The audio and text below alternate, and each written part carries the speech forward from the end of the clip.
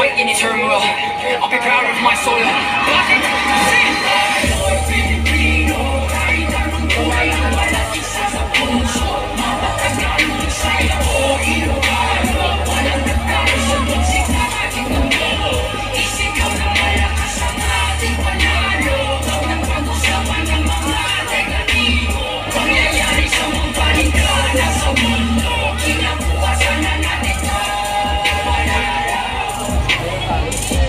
Kasi ang bawat bantayog na gaya nito, paalala sa mga nangyari noong lumipas, kumakatawan sa mga tao at nangyaring dapat nating iharap. Ito, upang sinaman, naanan ng aking lahat. Alay ko ang aking buhay, pangarap, pagsisikap sa bansang Pilipinas. Kapatid na taliba ay bigay ang hudyat sa nais sumapit. Tayo ang makakalastas kapalang-palangan sa lipunan ng mga kailangan sa isang kasama. Sisimulan na natin ang revolusyon ng lakas. Pamilipay ang makapagkakalayan. Mag-aalay tayo ng mga opisyales para mamuno sa pamahalang panglibatlikan. Magsisimula tayo mamili ng isang pangulo. Nagdadalawang pati ng bagong pangulo ng pamahalang revolusyonaryo.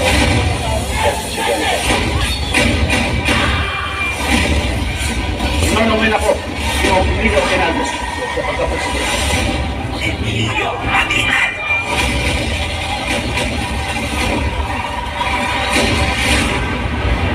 Si Andres Bonifacio, magiging at matapang na tumulong sa ating mga Pilipino.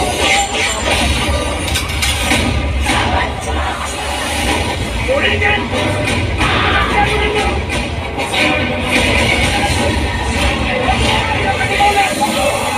Andres Bonifacio.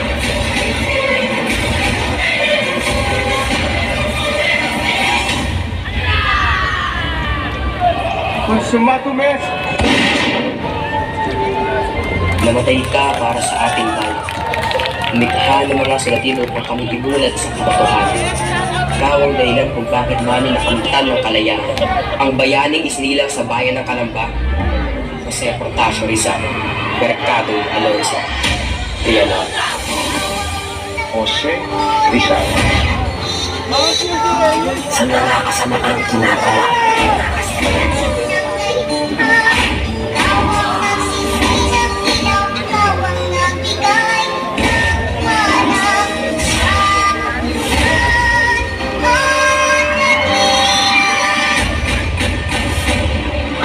Marunong magmahal sa sariling wika ay nasahon pa sa hayop at malansang sila.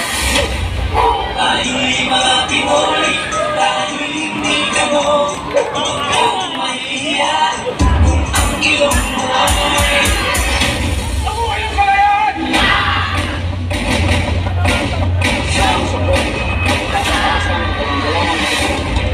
Kapitan Emilio Aguinaldo, nandito para sa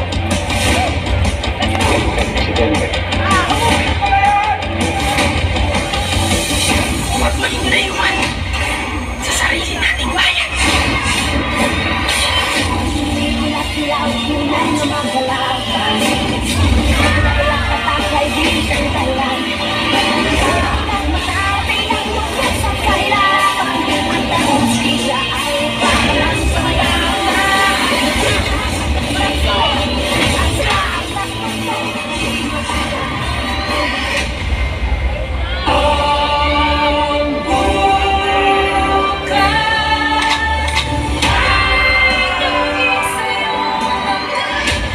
Naging taglay mo ang katangian ng sa pagiging batid. Kaya karapat-dapat na bayani ka may buhay. At sa lupang iyong hinirang, ang kamatayan mo hindi namin marilimutan ng pagdiwa.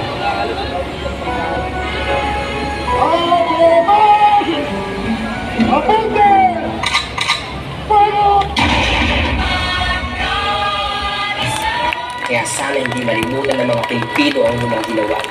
Dahil ang mga naging ampag mo sa kasaysayan ay nananatili pa rin